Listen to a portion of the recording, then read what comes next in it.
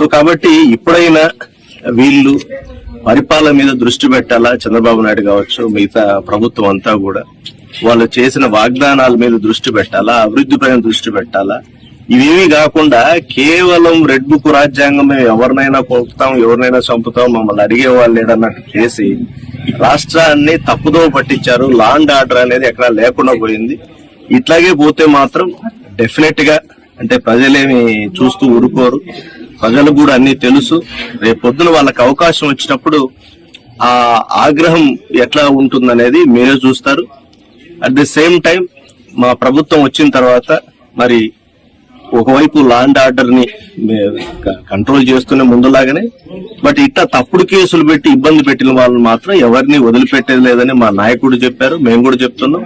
Definite గా ఈ తెలుగుదేశం పార్టీకి చెందిన నాయకులు గాని కార్యకర్తలు గాని ఇది గుర్తు పెట్టుకుని మెలగండి. మీరు పైన మీ నాయకులను ఇంకోరినో వాళ్ళని చూసుకొని మీరు ఇట్లాంటివి చేసుకుంటూ పోతే రేపు మీరెంత ఇబ్బంది పడతారో మీరు ఒకసారి ఆలోచించుకోమని ఈ సందర్భంగా తెలియజేస్తున్నాం.